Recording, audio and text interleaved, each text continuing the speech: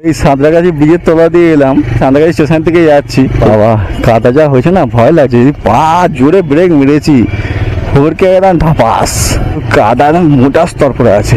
Santragachi station চলে যাবো আমরা। রাস্তাটা ওখানে রেলগেট পড়ে আছে, রেলগেটটা পড়ে গেছে, বলছে কি 2.5 ঘন্টা পরে, 2.5 ঘন্টা পরে খোলে।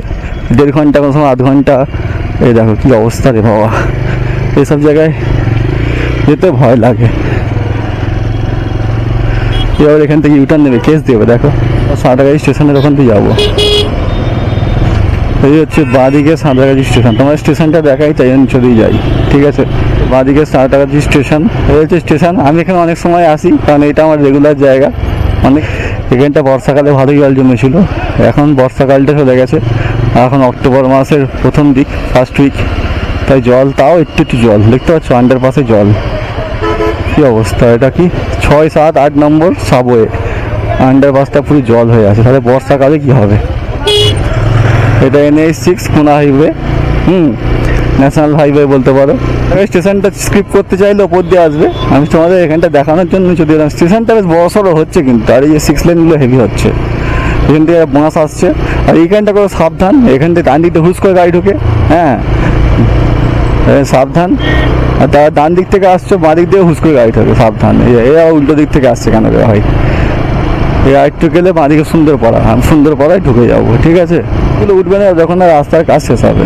সুন্দরপাড়া হচ্ছে একটা খুব সুন্দর জায়গা, জায়গাটার নাম সুন্দরপাড়া। আর আমিও যাই সুন্দরপাড়া দিয়েই। ওই সামনে আরেকটু অনেকটা গেলে খেজুরতলা চলে যাবে, আর এটা হচ্ছে সুন্দরপাড়া যাওয়ার রাস্তা। এই পাড়াটার নাম সুন্দরপাড়া, ঠিক আছে। এখানেও একটা রেলগেট পড়ে, বাট জায়গাটা ভালো আর রেলগেটটা ভালো পড়ে না এটার মতো। ওটা যেমন অনেকক্ষণ পরে সাঁতরাগাছি ওইখানটা করে যে রেলগেটটা পড়ে, মানে কি বলে এটা, বাক্সারা বাজার না কি বলে এটাকে, রেলগেটটার নাম থাক ভুলে যাই আমি।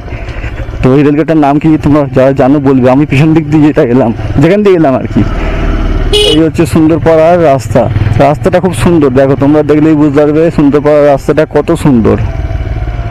একটু সাইড সাইডে বস্তি আছে ঠিকই, কিন্তু রাস্তাটা খুব সুন্দর, যার জন্য এই রাস্তাটা আমার খুব ভালো লাগে। ছাগল চলছে, কি রে, আমি তো আজকে দিন ছাগল হয়ে যাচ্ছি।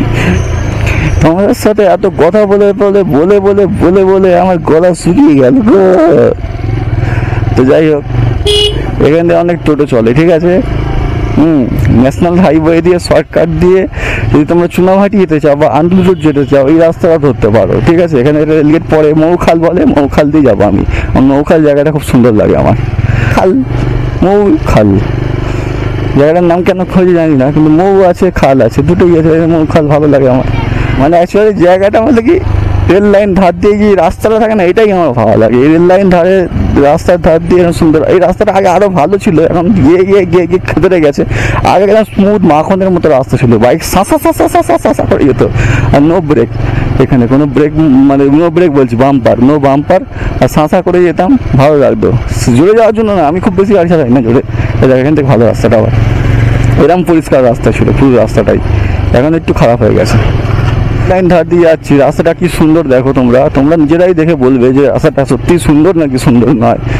আর তোমরা করেই বলছো, আপনি আমি বলতে পারি না, ঠিক ঠিক আছে। আমি ভাই স্পষ্টবাদী মানুষ।